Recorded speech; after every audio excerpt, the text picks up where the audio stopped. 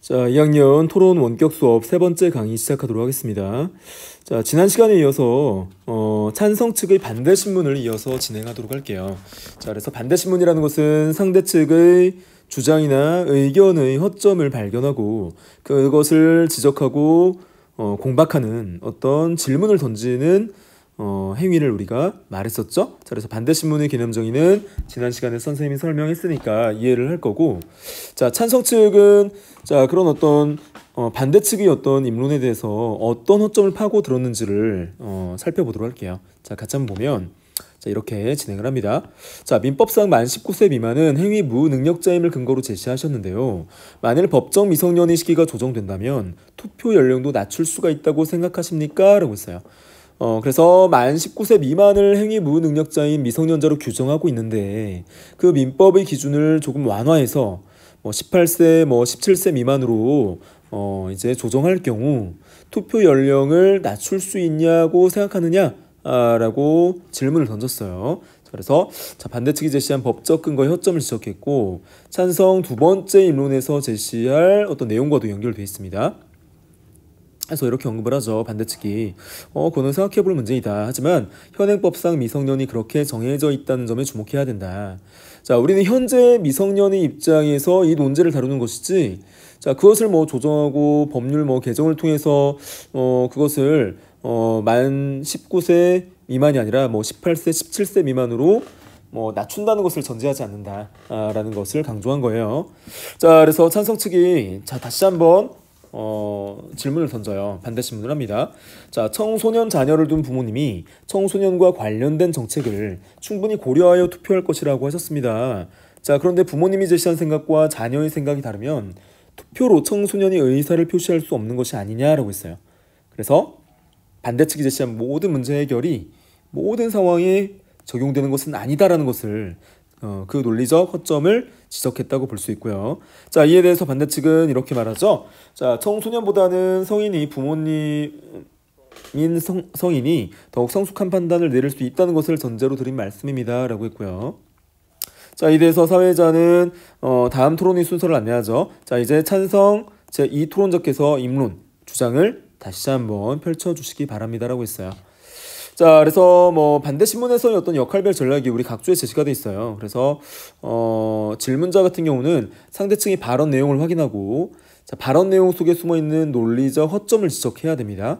자, 그리고 자료의 출처나 수치, 사례에 대한 해석이 정확한지를 또 확인해야 되고요. 자, 이에 대해서 자, 방어를 하는 답변자 입장에서는 질문 내용을 경청하면서 입론에서 주장한 내용과 혹시 배치되지 않느냐, 이런 부분을 잘 생각해서 답변해야 되고, 질문자의 의도를 또 파악해서 간략하고 명료하게 답변해줘야 돼요.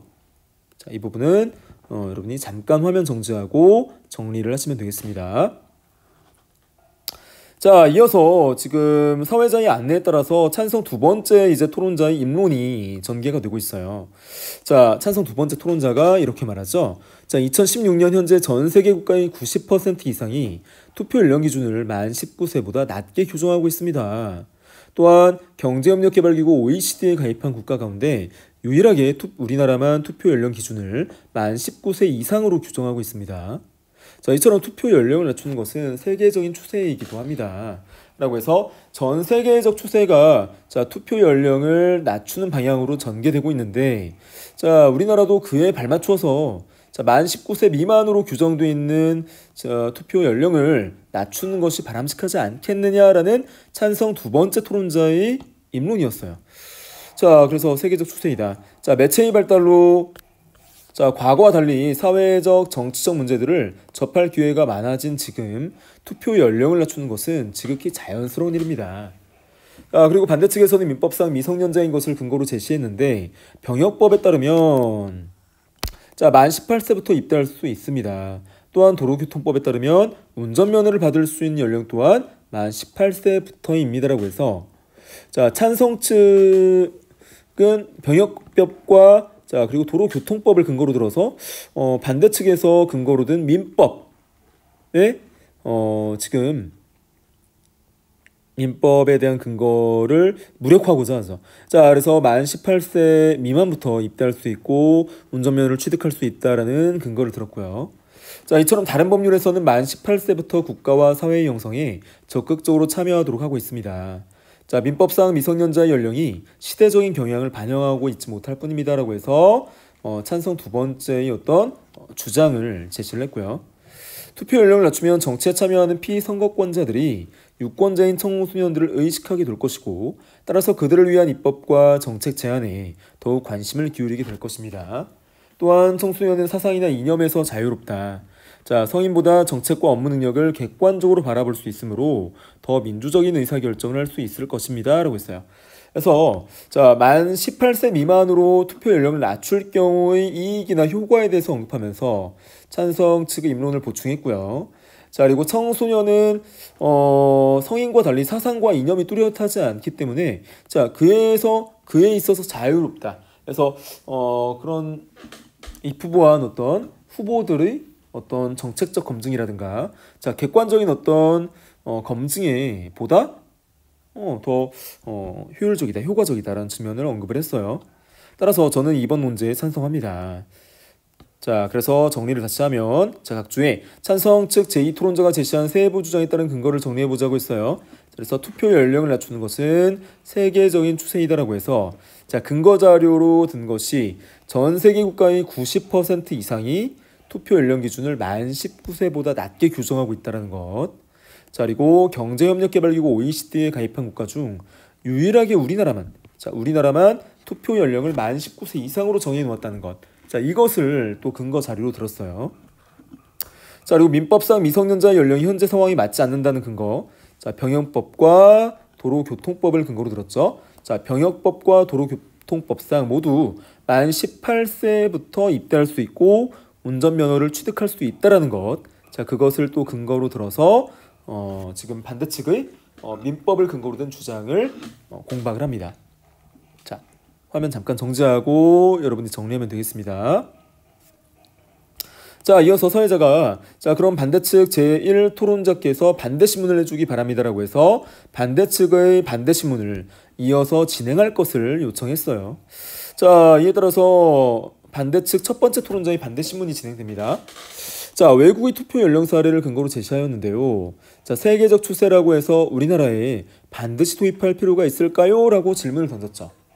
그래서 전 세계적인 추세를 할지라도 자, 우리나라의 어떤 특수성을 반영해서 우리나라에서는 굳이 그것을 도입할 필요는 없다라는 것을 강조한 거죠. 자, 이에 대해서 찬성 측은 자, 어떻게 반박을 하나 보세요. 자, 많은 나라에서 만 19세 미만의 청소년도 합리적인 의사결정이 가능하다고 보았기 때문에 투표 연령을 낮춘 것입니다. 우리나라도 예외일 수는 없다고 생각합니다. 그래서 합리적 의사결정을 성인만 내릴 수 있는 것이 아니라 청소년도 충분히 내릴 수 있다는 점을 강조한 거죠. 자, 이에 대해서 반대 측은 이렇게 언급을 하죠. 자, 바로 그 점인데요. 앞서 말씀드렸듯이 우리나라는 만 19세 미만을 미성년자로 분류하고 있습니다. 자, 문화적이고 관습적 부분이기 때문에 우리나라의 어떤 특수한 점, 특수성을 인정해야 되는 것이 아닐까요? 라고 해서 자, 우리나라의 어떤 사회문화적 관습 또 기타의 어떤 요소 등을 고려해서 특수성을 반영해야 된다라는 점을 반대 측은 다시 한번 주장을 합니다. 자, 이에 대해서 찬성 측은 이렇게 반박을 하죠. 우리나라 청소년이라고 해서 외국 청소년보다 판단력이 낮거나 성숙하지 않다고 생각하지 않습니다. 라고 해서 반박을 했고요. 자, 이어서 서해자가 자, 반대 측 제2토론자께서 새로운 어떤 입론을 진행해달라고 순서를 안내했어요. 자, 이어서 자, 반대 측 두 번째 토론자의 입론이 진행됩니다. 자, 우리나라는 1960년부터 만 20세 이상이 되는 국민에게 선거권이 있었습니다. 그러다가 지난 2005년부터 투표 연령을 낮추게 되어서 만 19세 이상으로 정해놓았는데 투표 연령을 낮춘 지 불과 10년 남짓 되었습니다. 투표 연령을 낮추는 것이 세계적인 추세라면 우리나라도 이미 10년 전에 이를 감지하고 법적으로 실천해 오고 있다. 자, 이미 투표 연령을 한 차례 낮추었는데 얼마 지나지 않아서 또 낮추는 것은 무리다라는 점을 강조를 한 거예요. 반대 측에서는. 자, 그런데 또다시 투표 연령을 낮추면 지나치게 빠른 변화로 부작용이 생길 가능성이 있다. 그래서 반대 측의 어떤 첫 번째 세부 주장이고요. 자, 선거는 공정하고 객관적 판단이 필요합니다. 하지만 청소년은 인기 위주의 즉흥적이고 단편적인 판단, 학연, 지연, 혈연 등이 주관적 요인의 영향을 받을 가능성이 크기 때문에 민주주의가 질적으로 하락할 수 있다라고 청소년의 어떤 투표권에 대해서 투표권 부여에 대해서 굉장히 부정적이죠. 자, 타이완과 또 싱가포르의 사례까지 듭니다. 자, 타이완은 만 20세 이상, 싱가포르는 만 21세 이상이 되어야 투표할 수 있습니다. 이들 나라는 자국의 정서와 문화를 반영해서 이처럼 정한 것이다라고 해서 OECD 국가의 어떤 사례만 들지 말고, 자, 우리나라보다 투표 연령이 더 높은 국가의 어떤 사례도 봐야 하지 않느냐, 고려해야 하지 않느냐, 그 국가들은 왜 투표 연령을 이렇게 높였느냐라는 측면도 살펴볼 필요가 있다는 거죠. 그래서 각국의 어떤 문화 정서를 반영해서 결정해야 한다는 입장을 제시했고요. 자, 이처럼 투표 연령은 그 나라의 문화적 관습이나 교육 제도 등을 종합적으로 고려해서 결정해야 합니다. 자, 기본적인 학교 교육을 받는 초, 중, 고등학교 학생은 투표를 준비하는 예비 과정이 있다고 볼 수 있는데, 따라서 투표 연령을 낮출 필요가 없다라는 점을 반대측에서는 다시 한번 강조를 했어요. 자, 그래서 반대측 제2토론자가 주장한 부분을 정리해보면, 지금 투표 연령을 낮추는 것은 지나치게 빠르다라고 했죠. 그래서 투표 연령을 낮춘 지 불과 10년밖에 되지 않았고, 자, 2005년부터 시행을 했기 때문에 다시 한번 투표 연령을 낮추는 것은 너무 빠르다, 시기상조이다라는 것을 강조했어요. 자, 이에 대해서 각국의 문화 정서를 반영해서 결정해야 된다고 했어요. 그래서 타이완의 사례와 싱가포르의 사례를 들었습니다. 자, 그리고 나서 사회자가 찬성 측 제2토론자가 반대 신문을 내달라고 또 순서를 안내했어요. 자, 이에 대해서 찬성 측 두 번째 토론자의 반대 신문, 즉 상대 측의 논리적 허점을 파고드는 질문이 이어서 전개됩니다. 자, 청소년은 객관적 판단력이 부족해서 자, 투표에 참여하면 민주주의 질적 하락이 우려된다고 하셨는데요. 근거가 있습니까? 라고 해서 근거를 제시하지 않았는데 근거를 제시해서 당신들의 어떤 주장을 뒷받침해 달라라고 했어요. 자, 이에 대해서 반대측은 어떤 근거를 들었나 보세요. 자, 하버드 의대 맥린 병원은 자기공명 영상장치 MRI를 이용해서 청소년이 뇌활동과 성인의 뇌활동을 비교하는 연구를 진행했습니다. 그 결과 문제를 판단하고 결정할 때 성인의 뇌에서는 이성적 판단을 담당하는 전두엽이 활성화되지만 청소년의 뇌에서는 측두엽 안쪽에 위치하여 감정과 행동을 담당하는 편도체가 활성화되는 것을 알 수 있었습니다. 그래서 과학적이고 객관적으로 입증할 수 있는 연구 자료를 근거로 제시했어요. 그래서 성인의 뇌에서는 이성을 관장하는 전두엽이 활성화됐지만 청소년의 뇌에서는 감정과 행동을 담당하는 편도체가 활성화되었다. 이러한 어떤 과학적 실험 연구를 토대로 할 때 청소년은 이성적 판단보다는 감정과 감성에 의존해서 판단할 우려가 있지 않느냐라는 점을 반대측에서 근거 자료로 들었어요. 자, 청소년계는 이성적 판단을 담당하는 전두엽이 아직 완전히 발달해 있지 않기 때문입니다. 이처럼 청소년은 객관적 판단력이 부족하다고 할 수 있습니다. 라는 점을 강조했어요. 자, 이에 대해서 찬성 측은 다시 반박을 합니다. 자, 그것은 성인보다 다소 부족하다는 연구 결과일 뿐이다. 부족한 것이지 합리적 의사 결정을 내릴 수 없다는 것이 아니지 않느냐 라는 점을 다시 한번 반박을 했어요. 자, 다시 말해서 이성적 판단은 할 수 없다는 뜻이 아니고 청소년이 선거에 참여한다고 민주주의가 질적으로 하락한다고 보는 것은 지나친 해석, 억측이다 라고 했어요. 자, 그래서 자료에 대한 해석이 엇갈리고 있고 근거의 타당성을 검증하는 부분이라고 볼 수 있어요. 자, 그래서 반대측은 다시 한번 반박을 합니다. 자, 판단력이 다소 부족하다는 것이 결국 투표를 행사할 능력이 부족하다는 의미 아니냐. 그래서 청소년이 투표 연령을 제한할 수 있다고 생각한다 라고 했어요. 자, 이에 대해서 사회자가 양측의 어떤 반론을 들어보겠다라고 하면서 토론을 마무리를 짓고 있습니다. 자, 그래서 원래 반론을 제시를 하면 좋았을 텐데 반론이 이어서 제시가 되지 않고 생략이 됐어요. 그래서 반대측 제1토론자, 찬성 측 제1토론자, 반대측 제2토론자, 찬성 측 제2토론자 순으로 상대측 주장이 논리적 문제점을 지적하면서 반론을 전개했다라는 부분이 생략이 돼 있어요. 자, 마지막으로 사회자가 토론을 정리해 줍니다. 자, 그래서 열띤 토론 감사합니다. 이것으로 투표 연령을 낮춰야 한다라는 논제로 열띤 토론을 마무리하겠습니다. 토론에 참여해주신 찬성 측, 반대 측 토론자 여러분 모두 수고하셨습니다. 자, 그리고 방청해주신 여러분 고맙습니다. 그래서 토론 종결 발언, 마무리 인사까지 제시를 했어요. 자, 그래서 뭐 지금 생략된 반론 부분은 우리가 대면 수업 시간에 반론 부분을 추가로 진행하는 어떤 시간을 갖는 게 좋을 것 같습니다. 자, 일단 정리를 하자면 각주 부분에 자, 반대 측 제2 토론자가 제시하고 있는 근거가 타당한지 찬성 측과 반대 측의 입장을 정리해 보자고 했죠. 그래서 주장은 만 19세 미만의 청소년은 객관적 판단이 부족해서 제대로 투표할 수 없다고 했고, 자, 이에 대한 근거로 하버드 의대 맥린병원이 연구 결과를 제시했죠. 그래서 반대 측은 자, 타당한 연구 결과이다. 자, 그 이유는 청소년이 객관적 어떤 판단력이 부족하다는 결과이기 때문이고, 찬성 측은 타당하지 않다고 했죠.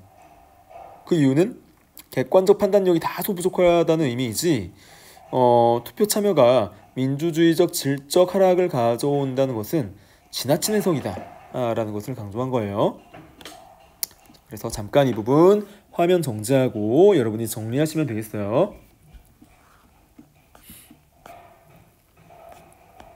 자, 그 다음 평가하기 여러분 넘어가시면 토론 평가서라는 게 있어요. 그래서 여러분이 자, 모든 별로 토론을 진행할 때 어떤 부분을 평가할 것이냐, 토론 내용과 토론 태도의 측면에서 찬성 1, 찬성 2, 반대 1, 반대 2, 자, 4명의 어떤 토론 참여자를 평가해 줄 수 있다는 거죠. 그래서 토론 내용의 측면에서는 토론이 어떤 쟁점을 분명히 파악했는지, 자, 그리고 쟁점에 대한 주장이 명확한지, 주장을 뒷받침하는 근거가 타당한지, 그리고 신뢰할 만한지, 자, 그리고 상대 측 주장의 문제점을 논리적으로 지적했는지, 자, 그리고 토론 태도의 측면에서는 토론이 어떤 절차와 규칙을 잘 지켰는지, 그리고 상대방을 존중하는 태도로 토론에 임했는지, 이런 부분을 여러분이 평가해 줄 필요가 있다는 것, 자, 참고로 여러분이 공부를 해두시면 좋을 것 같습니다.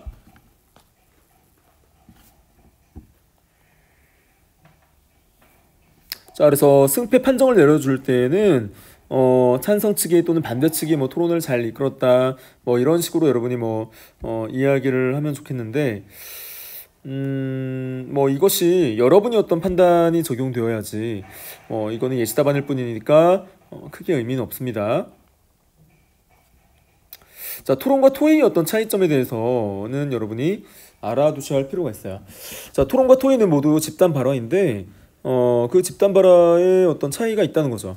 자, 토론은 일단 찬성과 반대 측이 분명하게 나뉘어지는 논제를 바탕으로 해서 자신들의 주장을 강화하기 위한 타당한 논거들을 제시해서 승패를 결정짓는 방식이고, 토의의 경우에는 문제 해결을 위해서 서로 다양한 아이디어를 제시하면서 협력적으로 논의를 전개한다는 것이 주요한 특징이라고 볼 수 있어요. 그래서 토론의 목적은 문제를 해결하는데 이에 대한 이해를 심화하고 문제를 해결하는 데 목적을 두고, 자, 토의의 경우에는 자, 최선의 해결책을 찾고자 합니다. 자, 그리고 일단 토론의 경우에는 참여자의 어떤 역할이 경쟁적인 어떤 상호작용이라고 볼 수 있고요. 자, 경쟁적 상호작용. 자, 토의의 경우에는 서로 도와가면서 자, 문제에 대한 해결 방안을 찾고자 하는 협력적 상호작용이라고 볼 수 있어요. 토론은 자, 고전식 토론이라든가 직파식 토론, 반대신문식 토론 등이 있고, 토의는 뭐 원탁 토의, 패널 토의, 심포지엄, 자, 포럼 등 다양한 어떤 종류의 토의 종류가 있어요. 그래서 자, 그 특성에 대해서 여러분이 자, 공부를 해두시면 좋을 것 같습니다. 그래서 역시 잠깐 화면 정지하고 여러분이 정리를 해두시면 좋을 것 같아요. 그 다음에 과정 적용 활동에서 모든별로 논제를 정하고 토론을 진행하는 활동이 있는데, 자, 이 부분은 대면 수업 시간에 한번 우리가 진행해 보도록 하고요.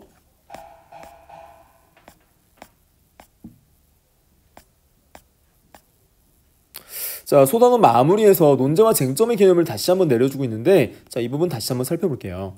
자, 논제라는 것은 토론의 주제를 말했었고, 반대 측과 찬성 측의 의견이 분명히 갈리고 있었죠. 자, 쟁점이라는 것은 찬반 양측이 각자 찬성하는 입장과 반대하는 입장에서 서로 치열하게 맞대결하는 세부 주장을 말했었어요. 자, 그리고 정책 논제의 필수 쟁점과 논증 구성을 보면, 자, 정책 논제라는 것이 어떤 문제 해결 방안이라든가, 자, 구체적 어떤 실행 방안을 다루는 논제였고, 일반적으로 뭐뭐 해야 한다라는 긍정문으로 진술됐었죠. 자, 그리고 정책 논쟁의 어떤 필수 쟁점의 경우에는 문제의 어떤 심각성이라든가, 자, 문제 해결 방안의 실행 가능성, 실행에 따른 효과나 이익의 쟁점별로 논증을 구성했었고요. 자, 토론의 논증 구성이 일반적인 어떤 구성이 쟁점별 찬반 양측의 주장이 전개되고, 그를 뒷받침하는 근거, 자, 근거가 타당한 이유 등을 들어서 논증을 구성했었죠. 자, 이런 부분 여러분이 잘 공부를 해두면 좋을 것 같습니다. 자, 그리고 토론과 관련된 단어인데, 자, 보기 박스에서 자, 어떤 설명인지를 여러분이 찾아줘야 돼요. 그래서 같이 한번 살펴보면, 자, 어떤 이론이나 논리, 논설 등의 근거를 우리가 논거라고 합니다. 자, 2번 주장이나 판단이 옳고 그름을 논리적 근거를 들어 뒷받침하고 증명하는 것을 우리가 논증이라고 하고요. 자, 3번 상대 측 입론의 논리적 허점이나 오류, 자료나 논리 전개상의 문제 등을 제기하여 질문하는 것을 반대신문이라고 합니다. 자, 네 번째, 쟁점에 대한 견해를 확인하고 이유와 근거를 분명히 밝혀서 자신의 주장이 타당함을 논리적으로 입증하는 것을 우리가 입론이라고 해요. 자, 이렇게 해서 우리가 지금 3단원 토론단원을 마무리 졌고요. 다음 시간에는 자, 3단원을 마무리 짓고 4단원, 5단원을 나가는 것이 아니라 우리 국어를 공부하는 데 있어서 가장 근본이 되고 뿌리가 되는 국어사 파트를 나가도록 할게요. 그래서 9단원의 우리말 우리글 사랑하기, 국어의 어제와 오늘이라고 해서 뭐 고대국어, 중세국어, 뭐 근대국어, 자, 이렇게 우리 국어가 자, 시대의 흐름에 따라서 어떤 길을 걸어왔는지, 자, 그리고 자, 옛 문법이 즉 고대와 중세와 근대의 어떤 옛 문법이 어떤 의문과 형태와 통사상의 어떤 특징을 지니고 있는지, 그것이 과거에 어떻게 실현됐는지 이런 부분을 살필 거고, 과거의 어떤 문법과 현대의 어떤 문법이 자, 어떤 지점에서 차이를 보이고 있는지 이런 부분들을 우리가 공부하게 될 겁니다. 자, 그래서 다음 시간에 이 9단원을 나가기 앞서서 여러분이 어렵겠지만 교과서의 내용을 한번 살펴보고 오면 좋을 것 같아요. 자, 오늘 강의 듣느라 고생 많았습니다. 자, 수고했습니다.